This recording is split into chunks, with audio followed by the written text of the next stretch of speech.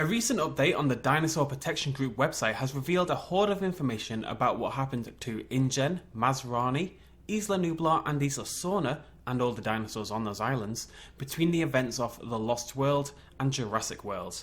I really recommend taking the time to look at it yourself, as what they've done here is pretty cool. What they've done is sort of weave new information into the canon that includes and accounts for long-standing plot holes, including the origins of the Spinosaurus. So what is the report all about?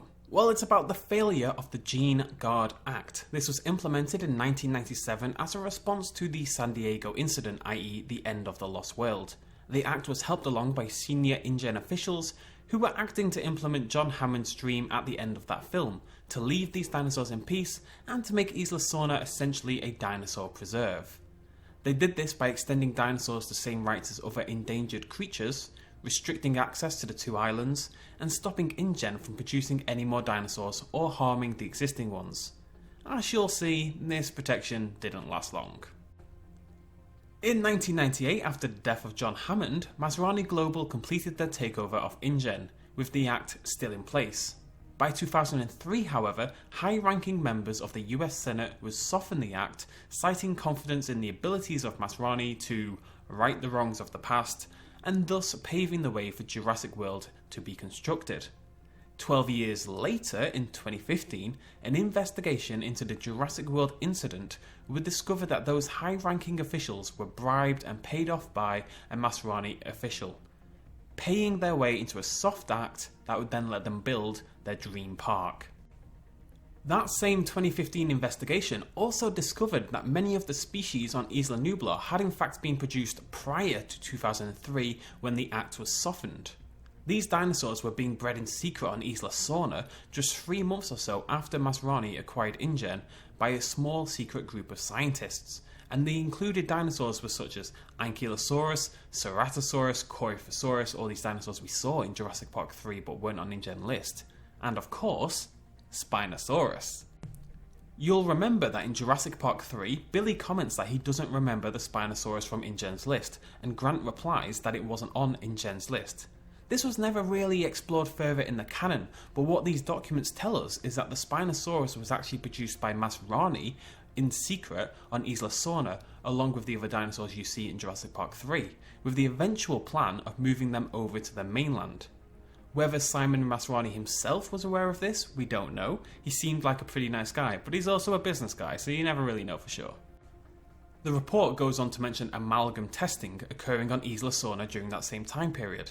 Amalgams are hybrids, so either they were doing initial testing for the future Indominus, amalgam could be a general term for their dinosaur production in general, or perhaps that little fan theory that I've talked about before, that the Spinosaurus is actually a hybrid, perhaps that could come true. Hopefully we find out a little bit more about that specifically down the line.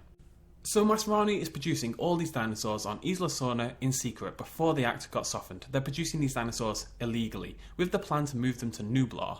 And the report states that by the opening of Jurassic World, every surviving dinosaur had been transferred. That means that the Spinosaurus and others had died in the time period between Jurassic Park 3 and Jurassic World, or that they are still hiding out somewhere on Isla Nublar. The DPG website, Cruelty Infographic, suggests the Spinosaurus didn't make it.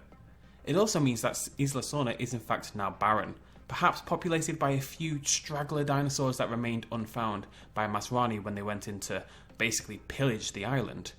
Hammond's vision of a sanctuary for the dinosaurs is well and truly extinct. At the end of the report is an InGen file that lists the various dinosaurs present on Nublar and Sorna in 1994, just before Masrani bought the company and after the events of The Lost World. There's a trove of little bits of information here, but there's a few main things to take away. Spinosaurus was indeed never on InGen's list. That there are in fact a total of 7 T-Rexes across the two islands, as referenced in Jurassic Park Trespasser, 6 if we discount the one killed in Jurassic Park 3. But we don't know if any more have managed to breed since then. There's also a possibility that a clutch of wild raptors are living on Isla Nublar, which is a pretty cool reference to the first book, and something I've suggested myself in the past.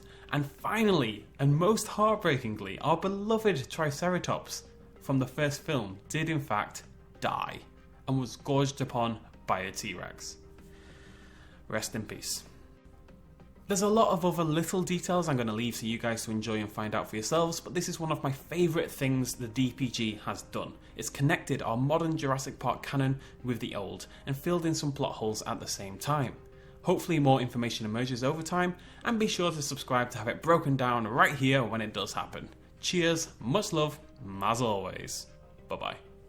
Hey guys, if you enjoyed this video, please consider smashing that like button down below, it really helps me out, and also hitting the subscribe button if you want to be kept up to date with brand new videos about dinosaurs, animals, aliens, and everything else we do here on the BestInSlot channel. All of you who have subscribed so far, that's awesome. Make sure you hit that little bell icon, I'll highlight now, otherwise you may actually miss out on the content anyway because YouTube is silly. Thank you guys so much, much love.